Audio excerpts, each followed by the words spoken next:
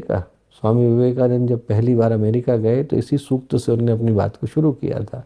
नासदी सूक्त कहता यह है सूक्त कि एक समय था जब यहाँ कुछ भी नहीं था, न सत था, न असत था, न दिन थी, न रात थी, न शुभ थी, न अशुभ था, न न प्रकाश था, न अंधकार था, पर वो था। वो का मतलब वो जिसने पूरी दुनिया का निर्माण किया।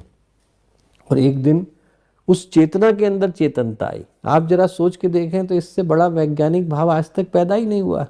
यदि सब जगह पर चेतनता है तो चेतनता चेतन होगी तभी तो उसको पता चलेगा कि मैं चेतन हूं।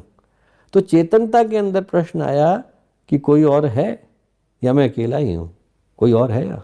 और वो आवाज लौट करके आई, जो लौटी वो ओम कहलाई। आप्लावन भगवान की, भगवान को जो आवाज है वो ओम है।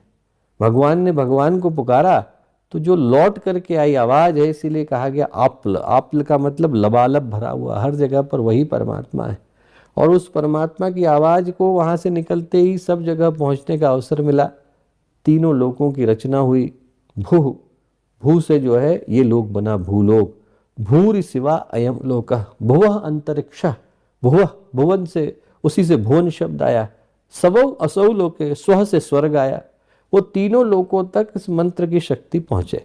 ऐसी प्रार्थना हम लोग गायत्री के मंत्र में करते हैं। वो तीनों लोक को बनाने वाली शक्ति, भूलोक, भुवः भुवन को बनाने वाली, स्वर्ग को बनाने वाली, उन तीनों जगह तक। और तीनों का जो मूल उद्देश्य है, जैसा पूज्य गुरुदेव ने कहा, प्राण को देने वाला, प्राण स्वरूप, सुख स्वरूप, दुख नाशक, उस परमात्मा तक ये आवाज पहुंचे, उस तक ये भाव पहुंचे। क्या पहुंचे? किसको हम पुकार रहे हैं? पुकार रहे हैं जिसको उसका कोई नाम नहीं, उसका कोई पता नहीं, वो हर जगह है। और जो हर जगह है उसको आप किसी एक तरीके से पुकार नहीं सकते हैं। इसीलिए इतना प्यारा शब्द आया शास्त्रों के अंदर। ऋषियों ने, वेदों ने क्या कहा? तत्, तनोतीति तत्। तत् का मतलब वह का मतलब जिसका कोई वर्गीकरण ही नहीं।